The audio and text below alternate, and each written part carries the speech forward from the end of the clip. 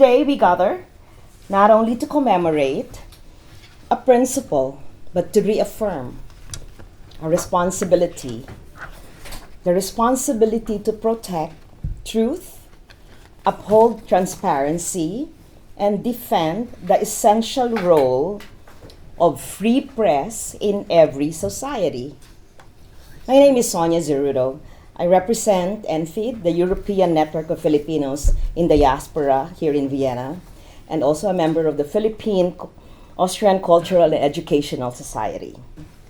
We are especially grateful to have with us representatives from the United Nations system, civil society, and the international media community, each playing a vital role in safeguarding press freedom in an increasingly complex world.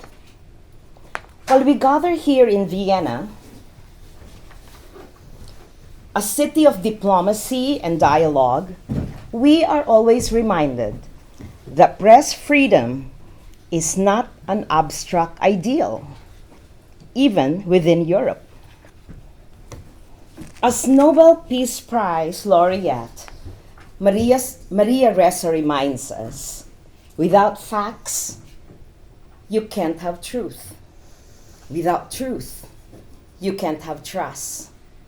And her fellow Nobel Prize laureate Dmitry Muratov reminds us that journalism must endure, even under pressure. So from Southeast Asia to Eastern Europe, and from the Balkans to Africa, the message is clear. Press freedom is both a right and a responsibility.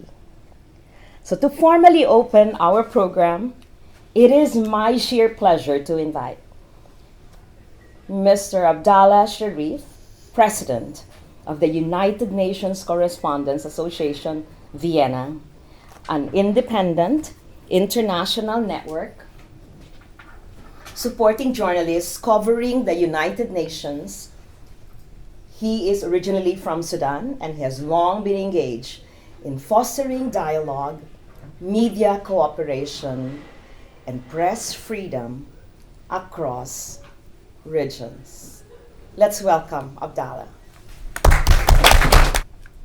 Allow me to share a brief history of UNCAV, United Nations Correspondents Association in Vienna.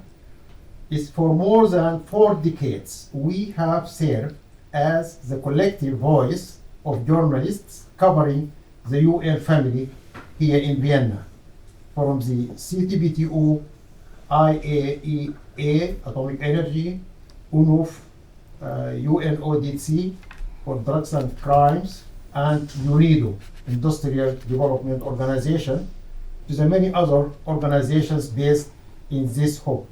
Our mission has always been clear: to protect press freedom, ensure safe access of reporting, and defend the independence of journalists who work tirelessly to shine a light on global issues, often under difficult circumstances. Today, on World Press Freedom Day, we reaffirm that a free press is not a luxury, it is the bedrock of peace, justice, and sustainable development.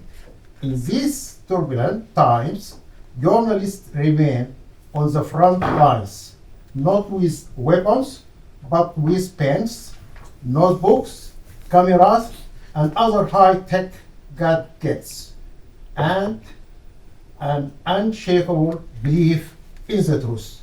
I wish you a thought-provoking and inspiring program ahead. Thank you. Excellencies, distinguished guests, dear friends, it is an honor to join you through this message on behalf of UNESCO on this meaningful occasion. We mark World Press Freedom Day and 70 years of partnership between Bulgaria and UNESCO. 70 years is more than a political cycle. It spans generations. It reminds us of something essential. Institutions matter. Principle matter. Today, we are not only marking a date, we are defending an idea. Freedom of expression is not an ornament of peace, security, and sustainable development. It is one of their foundations. When people can speak, question, and seek the truth freely, society is spread. When journalists work without fear, public life becomes more transparent. When citizens access reliable information, democracy becomes real. For young people, this freedom is not abstract. It is where they learn, create, and shape the future. This conviction lies at the heart of UNESCO's mission. It also guides our strong cooperation with Bulgaria. In 1997, the Sofia Declaration affirmed a powerful truth.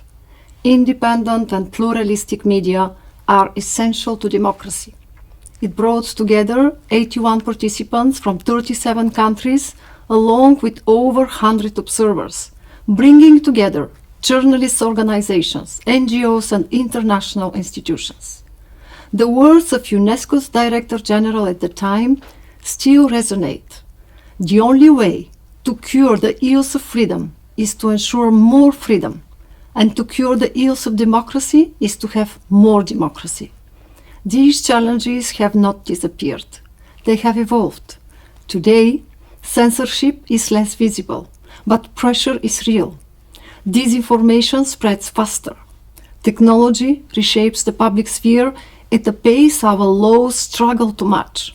So the question is no longer whether freedom of expression matters.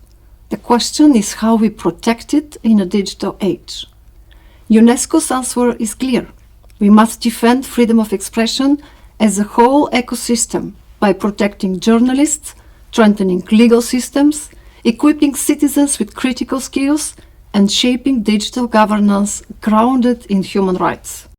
We now turn to the voice of the United Nations, an institution that continues to advocate exactly what UNESCO's message is to us.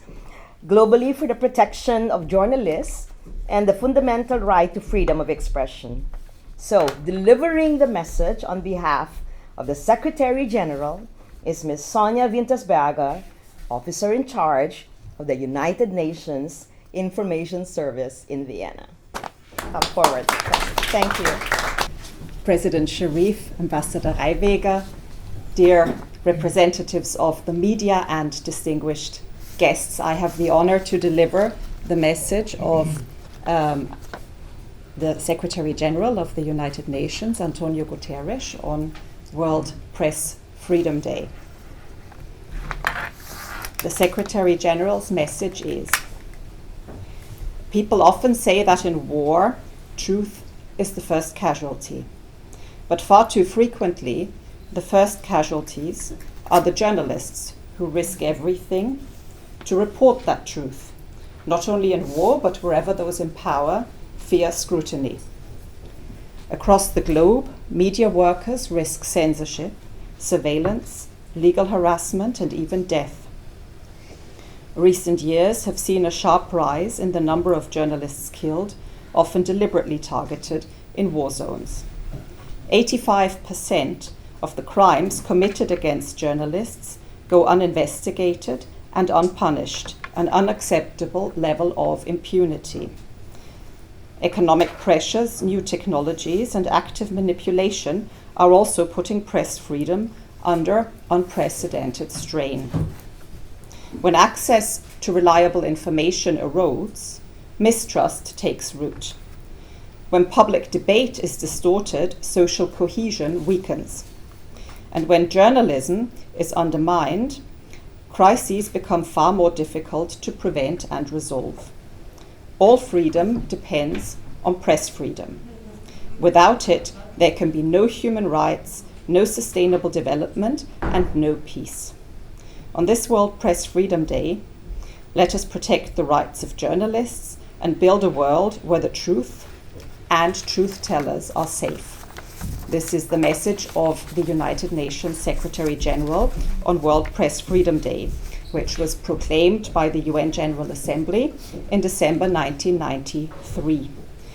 The day acts as a reminder to governments of the need to respect their commitment to press freedom, and it is also a day of reflection among media professionals about issues of press freedom and professional ethics. So with that, thank you very much for inviting me to your event to mark this important observance. Thank you. Diplomacy requires discretion. Journalism requires transparency. These two forces often intersect and at times challenge one another in the pursuit of truth and accountability. It is therefore my honor to introduce Magister Gerhard Reiviga, former Austrian ambassador to Bulgaria and Romania, and a former deputy director of the Diplomatic Academy of Vienna. Ladies and gentlemen, Ambassador Reiviga. I was asked to say a few words about the topic mentioned, that diplomacy requires discretion, journalism requires transparency. And I would like to make a question mark behind this statement. And I will explain why. I will not do an academic presentation. I would like to talk to you about my personal experience as a diplomat and also as a trainer of diplomats at the Diplomatic Academy, which was an important part of, for me personally, was an important part of my career. In everyday speech, being diplomatic means something like you keep your calm, you work to de-escalate conflict, you work for solutions, show understanding for the other side, and being discreet, meaning keeping information to yourself, not using it to your advantage, is part of this understanding of being a diplomat, being diplomatic. This may be likable character traits in any person, but as far as professional diplomacy is concerned, these are abilities and competencies that are relevant in one field of diplomacy, and that is negotiations, international negotiations. And this is the core of multilateral diplomacy. So in any negotiations, there is a phase where discretion is essential to build trust. There is the principle of nothing is agreed before everything is agreed, and there are phases where publicity needs to be avoided in order to be able to reach solutions. Yet, as far as the goals and outcomes are concerned, it's a guiding principle of international diplomacy since the end of World War I, that diplomacy needs to be open, results need to be open, and this is also at the core of the United Nations activities, and of course its predecessor, the League of Nations. So, this kind of openness in international affairs is completely linked to the development of democratic societies, and the democratic societies can only exist with a free press. If I move to the aspects of bilateral diplomacy, where the relation to the press is different, has different aspects, there is more of an element of cooperation. Embassies really have a leading role in any kind of negotiations nowadays. Because when countries negotiate, this is usually done by expert teams for the capitals. So key tasks of bilateral diplomacy nowadays are reporting, a classical job of diplomats, and public diplomacy, which includes representation and cultural exchange. So in reporting, we could say we are basically in the same business as the press. We try and gather information, make sense of it, make sense of developments, follow political developments, and report it back home. Obviously, there's the difference that our information is not public, it goes to the headquarters, whereas the press is there to inform the public. But basically, we are doing the same kind of job, making sense of the developments in countries, and it's always good advice for diplomats to stay in good contact with the press, because there's so much we can gain from the experience and the work of the press officers, and obviously there is no way nowadays that we can compete with the press in terms of time. Press will always be faster, so we can leave sort of the quick information to the media and then go for some substantive analysis. In conclusion, I would like to say that both diplomacy and responsible journalism are engaged in the art of building bridges where differences exist, and it requires an understanding of cultures, respect for others, and the ability to engage in open and honest dialogue. In this process, freedom of expression plays a decisive role by creating a space in which ideas can meet, be challenged, and evolve. Thank you very much for your attention. Please welcome Mr. Scott Griffin, Executive Director of IPI. So as mentioned, I'm the Executive Director of the International Press Institute, which is a global nonprofit organization, international NGO based here in Vienna. We are a network of editors, journalists, and publishers around the world. We have around 1,000 members in about 100 countries around the world. And our mission is to protect and defend press freedom and independent journalism wherever they are threatened. IPI is quite an old organization, so we were founded in 1950, and last year we celebrated IPI's 75th anniversary. So it's an organization that's been on the front lines of defending press freedom for nearly 8 decades now. And what's interesting about IPI, in fact, is that it was founded originally as a kind of peace-building project, in fact, after the Second World War. It was founded by a group of editors, 32 editors in New York at the time, who believed that there was a need for an international organization whose mission would be defending press freedom. They believed that the free flow of news and information across borders would be a way of connecting people and ultimately contributing to peace and security and well-being. Just a few brief words about what we do. So as mentioned, we're a network. We work very closely with our members around the world to assess threats to press freedom, to document attacks on journalists, and to engage in advocacy with various stakeholders in order to redress those problems and build the conditions that allow journalists to do their work freely and safely in support of the public interest and in support of free society. And just a little bit about the situation as we see it today. It's a very challenging time for press freedom. I think this isn't a surprise to everyone in the room today. We really see that the media community around the world has come under unprecedented attack really over the past 2 decades. It's not something that's happened over the past 1 or 2 years, but we see it escalating. But we see that journalists are being killed, arrested, censored, surveilled, targeted in digital attacks with impunity. We see different autocratic actors trying to dismantle checks on power, and while they do this, demonizing the work of journalists, calling them enemies, foreign agents, or spies. And we see that these attacks have been becoming more brazen, more open in the past few years.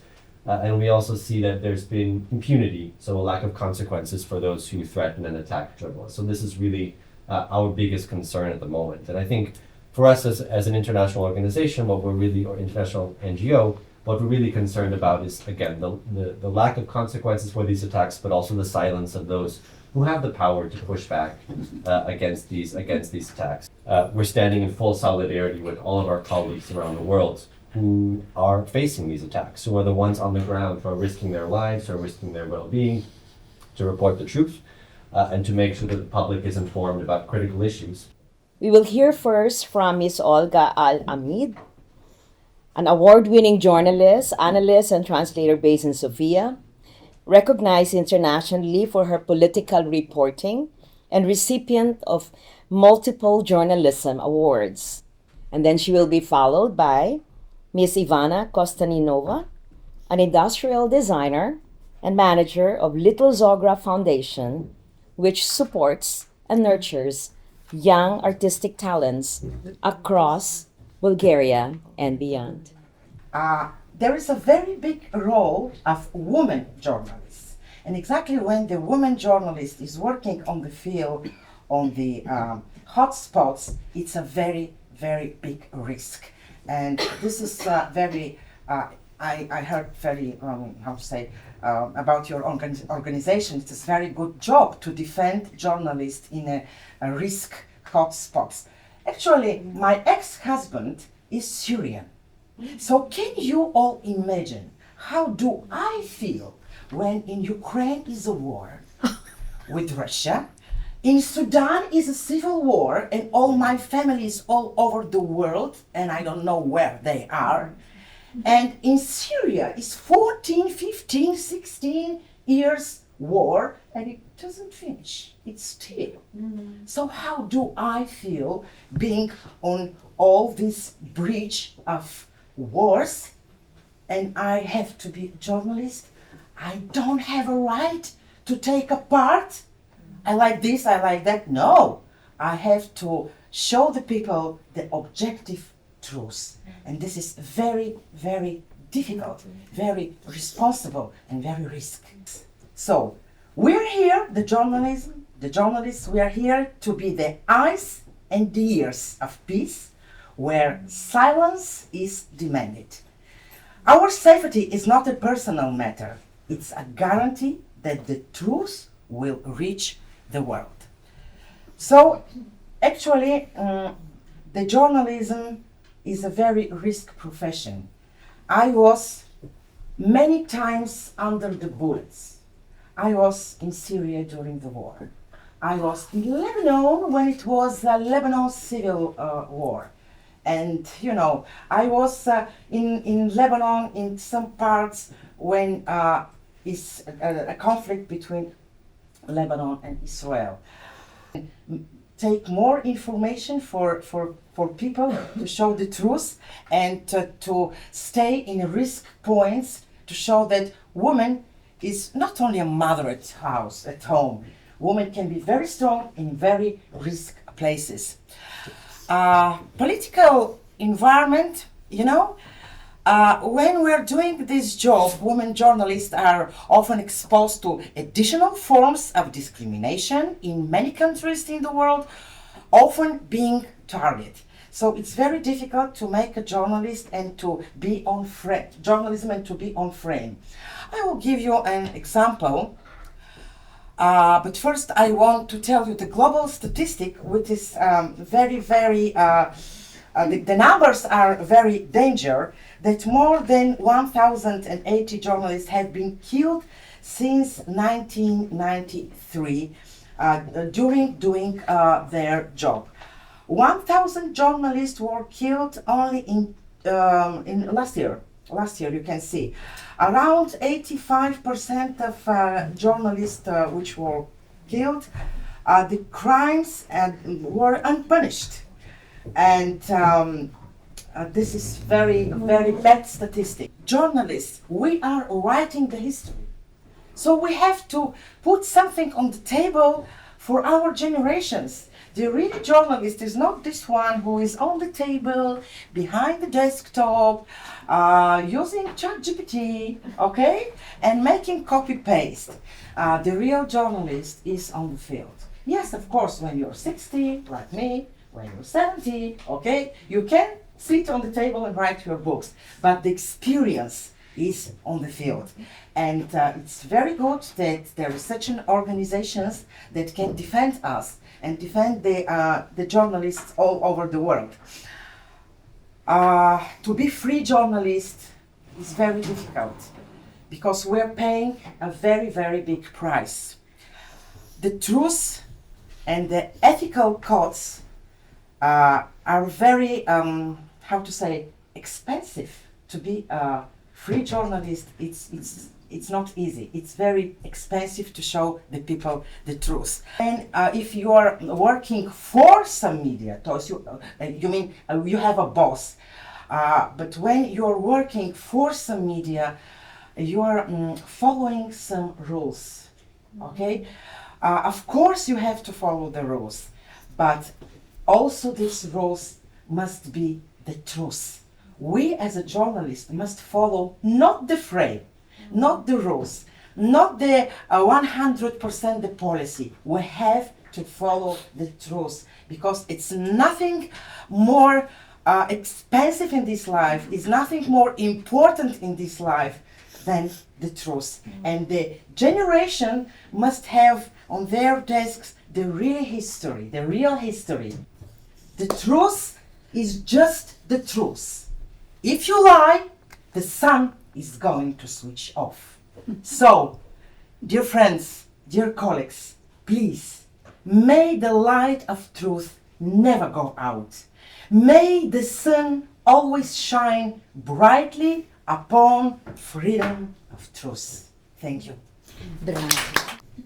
When we speak about freedom of press, we often think about journalists, institutions, laws.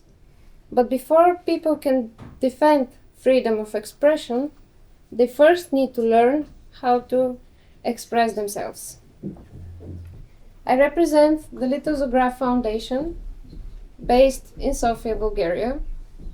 Every year, we work with more than 6,000 children from more than 70 countries around the world, creating opportunities for them to express themselves through art, through international art contests, children's art exhibitions, shared creative initiatives.